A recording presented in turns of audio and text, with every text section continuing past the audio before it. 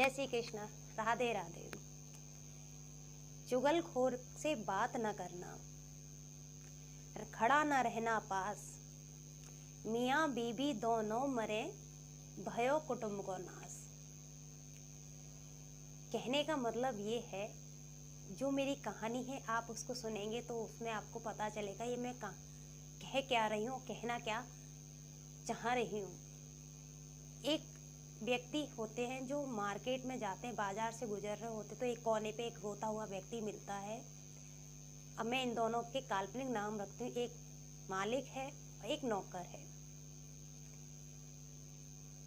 उस मालिक उस व्यक्ति से उस नौकर से कहता है कि तुम यहाँ क्यों बैठ के रो रहे हो। तो उसने कहा मेरे मालिक ने मुझे नौकरी से निकाल दिया और मैं 2 दिन से भूखा हूँ, मुझे नौकरी की ज़रूरत है। तो उस मालिक ने बोला ये बता तू क्या काम कर लेता। उसने कहा मैं घर का सारा काम कर लेता हूँ, झाड़ू पोंछा बर्तन खाना तक बना लेता हूँ। उसने कहा ठीक है चल, तुझे भी थोड़े दिन मेरी पत्नी को आराम मिल जाएगा और तुझे काम मिल जाएगा। तो वो उसको अपने साथ लेके चलता है, घर पहुँचता है। घर पहुँचने से पहले उसकी एक बात नौकर से साथ होती है। नौकर कहता है कि साहब मुझे इधर की उधर करने की बहुत बुरी आदत है। तो मालिक कहता है कोई बात नहीं, जब मैं राजी हूँ तो मुझे किसी की परवाह नहीं। मतलब जब मियाँ बीबी राजी तो क्या करेगा काजी। वह बात कह के हंसी में टाल देता है।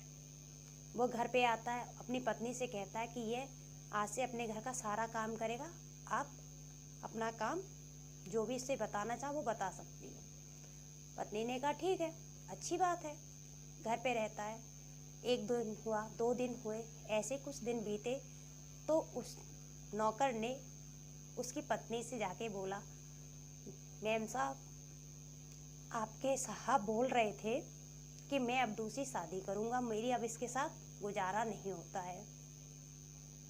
पत्नी को शौक लगा, थोड़ा दुख के साथ पूछी ऐसा क्यों। पता नहीं क्यों कह रहे थे लेकिन वो कह रहे थे। पत्नी ने कहा हो सकता है कह रहे हो। तो उसने उससे पूछा कि तो अब मुझे क्या करना चाहिए।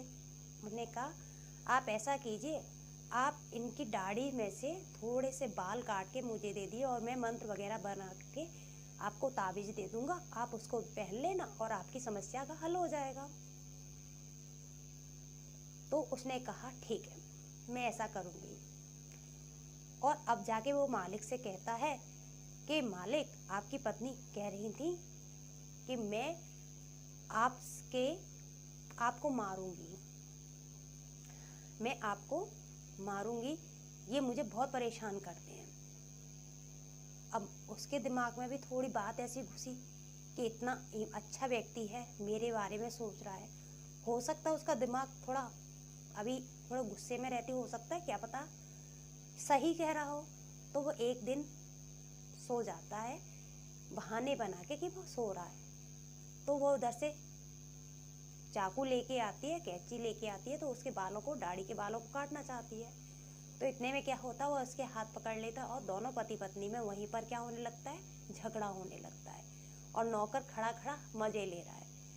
इसका मतलब यही है, चुगलखोर के पास जो चीज़ होती है इधर की उधर करने की, वो चीज़ बहुत खराब होती है।